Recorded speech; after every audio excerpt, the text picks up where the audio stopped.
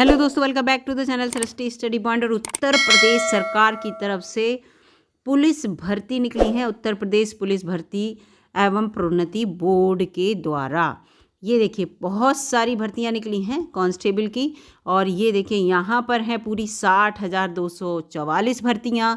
और ये देखिए अनारक्षित के लिए, जनरल के लिए 24,102 हैं। EWS जो इकोनॉमिकली वीकर सेक्शन, जो 10% जिनका रिजर्वेशन होता है, उनकी ये 6,024।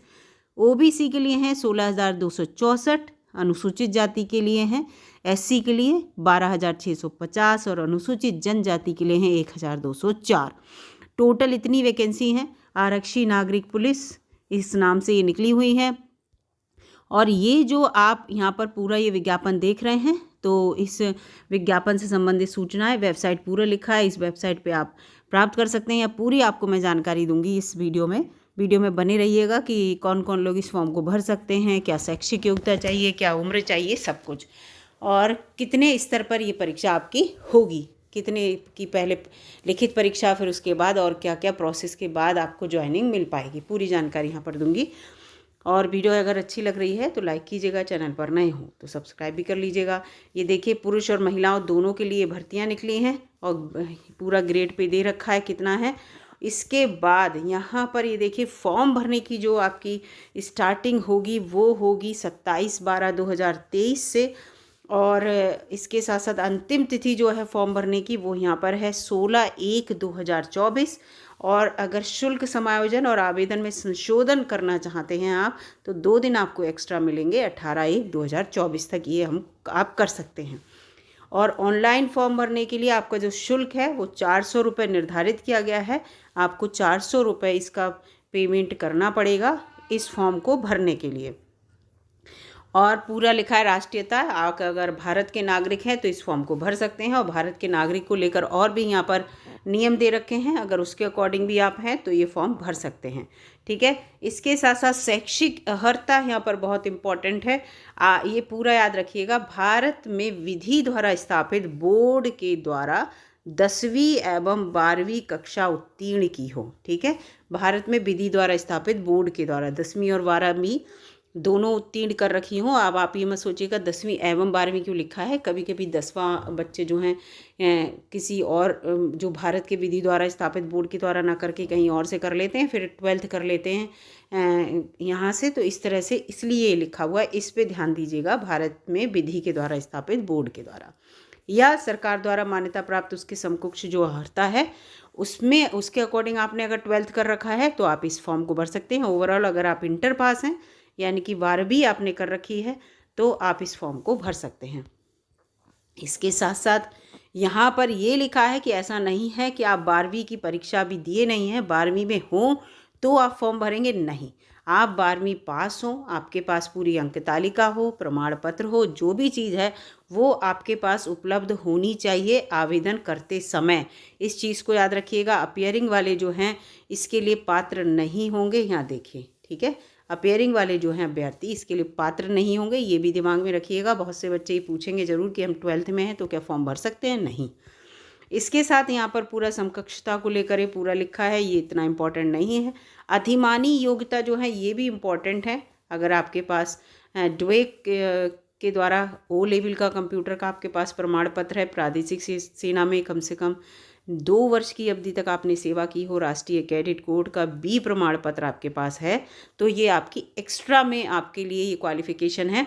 वैसे आपकी जो भर्ती होगी वो आपकी परीक्षा होने के बाद, आपके जो शारीरिक मापदंड के द्वारा ही होगी, उनकी चेकअप के बाद। लेकिन अगर उन सब केस में कहीं 2 बच्चे एक से होते हैं, सब कुछ समान बैठता है, तो ये अधिमानी योग्यता ही है जो किसी भी बच्चे को ऊपर ला सकती है। तो अगर आपके पास ये हैं तो डेफिनेटली इन डॉक्यूमेंट को लगाइएगा। और कैसे डॉक्यूमेंट लगाने हैं आपको फॉर्म में ये भी अभी बताऊंगी। आयु सीमा यहाँ पूरा लिखा है। पुरुष के लिए देखिए यहाँ पर लिखा है कि आप 1/7/2023 को 18 वर्ष की आयु आपने प्राप्त कर ली हो, उससे छोटे ना हो, और 22 वर्ष की आयु से ज़्यादा ना हो। यानी कि अभ्यर्थी का जन्म 2 जुलाई 2001 से पूर्व और 1 जुलाई 2005 के बाद का नहीं होना चाहिए। ये डेट आप ध्यान रखिएगा। ठीक है, तो इससे आपको याद रहेगा। अब महिलाओं के लिए यहाँ पर, पुरुषों के लिए 18 से 22 वर्ष है, लेकिन महिलाओं को थोड़ा फ़ायदा है इसमें, उनका 18 से 25 वर्ष यहाँ पर होगा। तो ये पूरा लिखा है कि महिलाएं एक साथ 2023 को 18 वर्ष की आयु की हों और 25 वर्ष की आयु जो है पूरी प्राप्त ना की हो, और यानी कि 2 जुलाई 1998 से पूर्व और 1 जुलाई 2005 के बाद की जन्मी हुई ना हो। ये देखिए 1998 दे रहे हैं महिलाओं के लिए, और इसमें देखिए यहाँ पर ये लिखा है 2001 से पूर्व। तो इसीलिए महिलाओं को जो है 1998 में भी जो जन्मी हैं 2 जुलाई 1998 बाद की, वो भी इस फॉर्म को भर सकती हैं। परंतु अन्य पिछड़ा वर्ग, अनुसूचित जाति, अनुसूचित जनजाति, इन लोगों को जो आरक्षण मिलेगा वो पूरा नियमानुसार मिलेगा। और मैं आपको बता दूं इन लोगों को 5 वर्ष की छूट मिलती है आरक्षण की, ठीक है। अगर महिला जो है इसमें 25 साल लिखा है और ओबीसी में आती है तो उसे 30 साल तक यहाँ पर फॉर्म भरने का मौका मिलेगा। ऐसी पुरुष जो है उनको अगर ओबीसी में आते हैं तो 22 और 5 27 साल तक फॉर्म भरने का मौका मिलेगा, अगर वो 27 साल के, लेकिन 18 से छोटे का नहीं होगा। 18 वर्ष के तो आप हो ही गए हों। चरित्र को लेकर पूरा लिखा है कि आपके वही चरित्र पर कुछ ऐसा वो ना हो, कोई आपके पास कोई आपके खिलाफ कोई कार्रवाई ना चल रही हो, इस तरह की ये सब लिखा रहता है। वैवाहिक स्थिति के बारे में ये है कि पुरुष एक से अधिक पत्नियां ना रखता हो, है ना, ऐसे ही। तो ये सब बातें, और ऐसी महिला जो है वो भी नहीं होगी पात्र जो ऐसे पुरुष से ब्याह किया हो जो पूर्व से उसकी पत्नी जीवित हो। तो ये तो सब लिखे ही रहते हैं, और इनको माना भी जाता है जब नियमानुसार, अगर कभी मानना ही होता है, नियमानुसार कभी ऐसी स्थिति आ जाती है, तो इसलिए इन चीज़ों को भी ध्यान रखना है बिल्कुल। शारीरिक स्वस्थता का तो डेफिनेटली जब आप पुलिस विभाग में आ रहे हैं तो आपको रखना ही है उसका ध्यान, क्योंकि आपका जो है पेपर हो जाने के बाद शारीरिक मापदंड भी होना है। भर्ती की प्रक्रिया में क्या होगा कि सबसे पहले आपकी लिखित परीक्षा होगी, उसके बारे में पूरा वेबसाइट पे आपको मिलता रहेगा जो भी डाटा आएगा। लिखित परीक्षा होगी, और लिखित परीक्षा में क्या होगा कि ये जो परीक्षा आपकी होगी वो 300 अंकों की होगी, और क्वेश्चन आपको यहाँ पर 150 देखने को मिलेंगे, और 2 घंटे की परीक्षा होगी, इसको ध्यान रखिएगा। और 4 यहाँ पर पार्ट होंगे आपकी परीक्षा के। सामान्य ज्ञान होगा, सामान्य हिंदी होगी यानी कि जीएस होगी, हिंदी होगी, संख्यात्मक एवं मानसिक योग्यता होगी यानी कि मैथ्स होगी, और मानसिक अभिरुचि, बुद्धि लब्धि और तार्किक यानी कि रीजनिंग होगी। तो कुल मिला के इसमें आपको जीएस देखने को मिलेगी, हिंदी देखने को मिलेगी, मैथ्स देखने को मिलेगी और रीजनिंग देखने को मिलेगी। ये 4 पोर्शन आपके एग्जाम में आएंगे जो कि 150 क्वेश्चन होंगे और 300 नंबर के होंगे। लेकिन यहाँ पर माइनस मार्किंग जो है बहुत बड़ी होने वाली है, वो है 0.5 की, यानी कि 1/2 की। 2 गलत क्वेश्चन होने पर आपका एक सही क्वेश्चन जो है वो काट लिया जाएगा। इसको भी ध्यान रखिएगा। ऋणात्मक मार्किंग जो है वो बहुत यहाँ पर ज़्यादा ज़बरदस्त दे रखी है। इसका मतलब जो आपके सही क्वेश्चन हो वही क्वेश्चन आप करेंगे। इसके साथ साथ जो आपका एग्ज़ाम होगा उसमें आपको जो आपकी आंसर शीट होगी जो प्रिंट होगी, इसके 3 पोर्शन होंगे। एक आपको मिल जाएगी, आपने जो गोले काले करे होंगे, और अगर परीक्षा जो है 1 से अधिक पालियों में हुई तो उसका नॉर्मलाइजेशन होता है अंकों का। ये सब आपको पता ही है नियमानुसार, जिससे कि ऐसा ना हो कि जिस पाली में सरल परीक्षा हुई हो उसके बच्चे अच्छे नंबर ले जाएं और वो टॉप पे रहें। नहीं, जब सारी पालियों के बच्चों की नॉर्मलाइजेशन होगा उसके बाद ही पूरी मेरिट लिस्ट बनती है। उसके बारे में भी ये लिखा हुआ है। अब यहाँ पर पूरा लिखा है कि OMR शीट जो है उसमें 4 विकल्प दिए रहे होंगे। एक विकल्प आपको सही चुनना होगा, सही उत्तर देना होगा। OMR की 3 प्रतियाँ होंगी उत्तर पत्रक की, ये सब इसमें लिखा है। और इसके बाद ये लिखा है लिखित परीक्षा, और ये जो आपका प्रवेश पत्र है इसको लेकर सब आपकी वेबसाइट पर दे दिया जाएगा। अभिलेखों को आपका जो है उनका भी जो अभिलेख आप दिखाएंगे अपनी फॉर्म में लगाएंगे वही अभिलेख आपके चेक होंगे, इसमें लिख रखा है। अब शारीरिक मानक परीक्षण पे आ जाते हैं। तो ये सबसे इम्पॉर्टेंट है शारीरिक मानक परीक्षण पुरुषों के लिए जो यहाँ पर है। तो ऊंचाई आपकी कितनी होनी चाहिए, ये लिखा है पुरुष अभ्यर्थी जो कि सामान्य के हैं, अन्य पिछड़ा वर्ग के हैं और अनुसूचित जाति के हैं, उनकी न्यूनतम ऊंचाई कम से कम ऊंचाई 168 सेंटीमीटर हर हाल में होनी चाहिए। उससे तो ज़्यादा हो तो कोई बात नहीं। और उसके साथ साथ अनुसूचित जनजाति को थोड़ा सा फ़ायदा है, पुरुष वर्ग को 160 सेंटीमीटर अगर आपकी ऊंचाई है, आप लंबाई है, तो आप जो है इसके लिए एलिजिबल हैं। सीना जो है पुरुषों के लिए वो अनुसूचित जाति, पिछड़ा वर्ग और सामान्य के लिए कम से कम 79 सेंटीमीटर बिना फुलाए होना चाहिए, और 84 सेंटीमीटर फुलाने के बाद, यानी कि 5 सेंटीमीटर हर हाल में आपको सीना फुलाकर वहाँ पर दिखाना है। और अनुसूचित जनजाति के लिए लिखा है पूरा 77 जो है 2 सेंटीमीटर की छूट है आपको यहाँ पर। अनुसूचित जनजाति को 77 जो है बिना फुलाए हुए, और 82 सेंटीमीटर आपका सीना फुलाने के बाद होना चाहिए। इसका मतलब देखिए यहाँ लिखा है कि कम से कम 5 सेंटीमीटर सीने का फुलाव अनिवार्य है। इस चीज़ को भी ध्यान में रखिएगा। ये सब प्रैक्टिस और एक्सरसाइज पर डिपेंड करता है।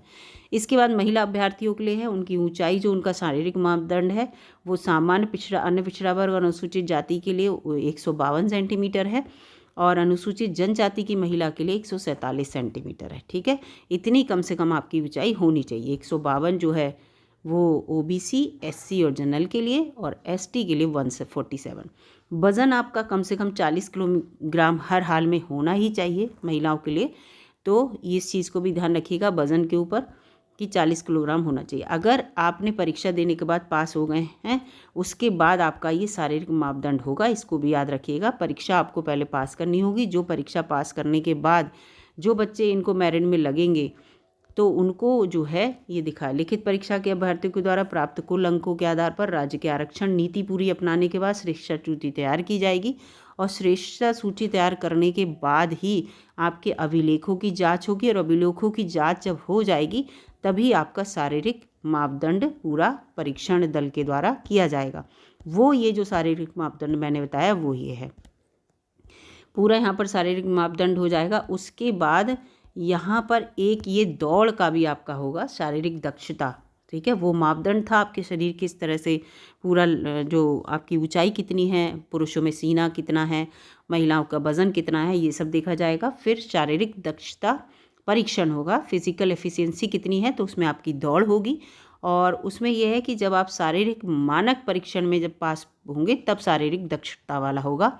जब आपकी लंबाई ठीक हो, आपका वज़न ठीक हो, जब उसमें आपको ओके कर दिया जाएगा पास, तब आपकी जो है दौड़ होगी। उसमें पुरुष जो अभ्यर्थी हैं वो 4.8 किलोमीटर की दौड़ जो है वो 25 मिनट में कर लें हर हाल में, और महिला जो है 2.4, देखो आधी है इसमें, 2.4 किलोमीटर की दौड़ जो है वो 14 मिनट में पूरी करना उन्हें आवश्यक है।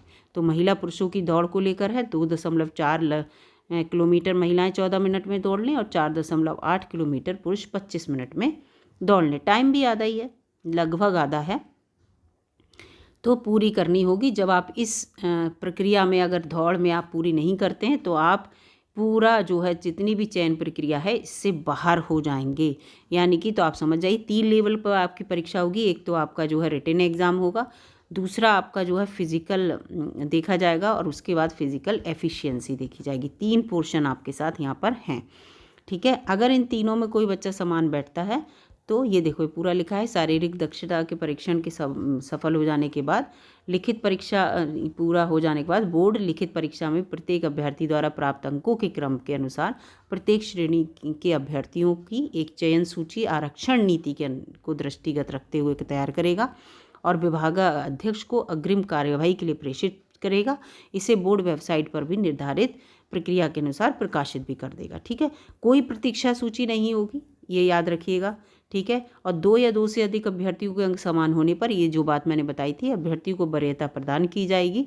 ऐसे अभ्यर्थियों को जो अधिमानी अर्हता यदि कोई रखते हैं तो उन्हें वरीयता दी जाएगी, उन्हें ऊपर रखा जाएगा। 1 से अधिक अधिमानी अर्हता रखने वाले अभ्यर्थियों की केवल एक ही अधिमानी अर्हता का लाभ उसे मिलेगा। ये पूरा इसमें दे रखा है।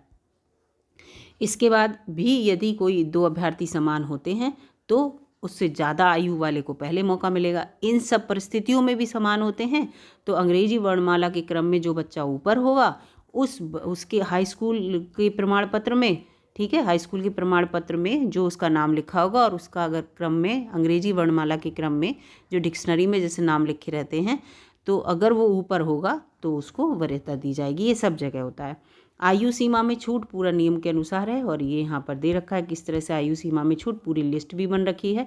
ये देखिए, अनुसूचित जाति को 21% आरक्षण मिलता है और पूरा इसमें कौन से अधिनियम के तहत, तो 5 वर्ष की आयु सीमा में छूट मिलती है। जाति प्रमाण पत्र आपको लगाना होगा और किसका, जिलाधिकारी, अतिरिक्त जिलाधिकारी, सिटी मजिस्ट्रेट, उप जिला मजिस्ट्रेट, तहसीलदार, जिला समाज कल्याण अधिकारी, इनमें से किसी एक के द्वारा वो प्रमाणित होना चाहिए, मतलब उनके द्वारा बना हुआ होना चाहिए। अनुसूचित जनजाति का 2% आरक्षण है, 5 वर्ष की आयु सीमा में छूट है, इन्हें भी प्रमाण पत्र लगाना होगा। अन्य पिछड़ा वर्ग को 27% का आरक्षण होता है, 5 वर्ष की छूट मिलेगी इन्हें अपनी आयु वर्ग में, इन्हें भी जाति प्रमाण पत्र लगाना होगा और सेम इसी तरह से जो उनका प्रमाण पत्र बना हुआ होना चाहिए। EWS के लिए 10% का आरक्षण है, लेकिन उम्र में कोई छूट नहीं होती है, उम्र में कोई छूट नहीं होती और इन्हें अपना EWS वाला प्रमाण पत्र लगाना होगा। ऐसी स्वतंत्रता सेनानी के लिए 2% का है, भूतपूर्व सैनिक के लिए 5%, होमगार्ड केवल पुरुष, देखिए होमगार्ड केवल पुरुष के लिए 5% का और होमगार्ड महिला के लिए 20% का, देखिए है ये होमगार्ड महिला के लिए तो पूरा है, और होमगार्ड महिला के लिए यहाँ पर कुछ ऐसा लिखा भी नहीं है, तो ये इसमें यहाँ पर दे रखा है, लेकिन ये होमगार्ड महिला नहीं दिया है, केवल महिला दिया है, ये भी याद रखिएगा। तो इसको भी देखिए क्या है, तो ये सब इसमें दे रखा है केवल महिला लिखा है, हाँ केवल महिला के लिए 20% का। तो इस तरह से इसमें पूरा दे रखा है, पूरा ये क्या आदेश है इसमें महिलाओं के लिए व्यवस्थाओं के अनुसार आ रहा है। इस प्रकार उत्तर प्रदेश राज्याधीन लोक सेवाओं के पदों पर सीधी भर्ती के प्रक्रम में महिलाओं के लिए आरक्षित पदों पर चयन के समय महिला अभ्यर्थी चाहे भारतवर्ष में किसी भी राज्य या केंद्र शासित प्रदेश से संबंधित हो विचार में लिया जाएगा। ये पूरा इसमें दिया है, ठीक है। तो यहाँ पर ये पूरा दे रखा है, और ये स्वतंत्रता सेनानी वाला दे रखा है, इसमें जो भी स्वतंत्रता सेनानी, ये पूरा देख लीजिए। भूतपूर्व सैनिकों की आयु सेना में की गई सेवा अवधि की उनकी वास्तविक आयु से घटा दिया जाएगा। अगर उन्होंने सेना में 10 साल काम किया है तो उनकी मान लो 40 साल आयु है तो वो घटा दी जाती, तो उनकी 30 वर्ष मानी जाएगी, और निर्धारित जो आयु होगी उसमें 3 वर्ष से अधिक नहीं होनी चाहिए, इसमें पूरा लिखा है, ठीक है। घटाने पर निर्धारित आयु सीमा से 3 वर्ष से अधिक नहीं होनी चाहिए, पूरा इसमें लिखा है। और पूरा उन्हें जो छूट मिलती है वो पूरी छूट मिलेगी। स्वतंत्रता सेनानी पे जो आश्रित होते हैं, जो पोते वगैरह होंगे, बच्चों जो पोते पोतियाँ होती हैं, तो वीरगति को उन्होंने प्राप्त किया हो, कम से कम 2 माह की अवधि के लिए कारावास का दंड भोगा हो, वो जो उनका नियम है वही सब उनके पास हो। स्वतंत्रता सेनानी वाला सर्टिफिकेट जो होता है बच्चों के पास, और भूतपूर्व सैनिक का पूरा, आप लोग भी ये भूतपूर्व सैनिक वाले भी फॉर्म भर सकते हैं। तो यहाँ पूरा ये लिखा हुआ आरक्षी का फ़िलहाल फॉर्म भरने का, और उसका इसमें दे रखा है बहुत सही हेल्पलाइन नंबर है अगर आपको कोई दिक्कत है तो। और दूसरा यहाँ पर दे रखा है कि अगर आप अपना फॉर्म भर रहे हैं, यहाँ दे रखा था अभी मैंने पढ़ा था, अगर आप अपना फॉर्म भर रहे हैं और आपके बहुत सारे डॉक्यूमेंट डिजी लॉकर में अगर हैं, तो आप अपने उन डॉक्यूमेंट को डिजी लॉकर के थ्रू ही अपलोड कर दीजिए। अदरवाइज़ आप अपने डॉक्यूमेंट्स को जो है, अगर जो आपके डिजी लॉकर में नहीं है उनकी स्कैन करके आप अपने डॉक्यूमेंट को अपलोड करेंगे। तो ये पूरा इसमें दे रखा है, आप पढ़िएगा इसको पूरा, तो आपको इसमें पूरा समझ में आ जाएगा। रंगीन फोटोग्राफ, ये पूरा डिजी लॉकर का दे रखा है, देखिए ये पूरा डिजी लॉकर का, डिजी लॉकर में है अगर आपके डॉक्यूमेंट तो डिजी लॉकर के माध्यम से अपलोड करेंगे, और जो डिजी लॉकर में नहीं है उनकी प्रति स्कैन करके आप अपलोड करेंगे। इसको भी ध्यान में रखना है कैसे आपको फॉर्म भरना है पूरा। और इसके साथ साथ ये आपका सिलेबस दे रखा है, जिसकी वीडियो मैं अलग से बनाऊंगी कि सिलेबस में क्या क्या आने वाला है, कौन कौन सा टॉपिक आएगा यहाँ पर। इसके बाद ये पूरा यहाँ पर दे रखा है कि आपको किस तरह का अपना डॉक्यूमेंट बनवाना है। तो पूरी यहाँ पर मैंने आपको वीडियो की जानकारी दी है। वीडियो अगर अच्छी लगी आपको तो लाइक कीजिएगा। 26 पेज की ये पूरा नोटिफिकेशन है, और कोई भी जानकारी चाहिए तो कमेंट बॉक्स में ज़रूर लिखिएगा। मिलूंगी अगली वीडियो में, तब तक के लिए नमस्कार।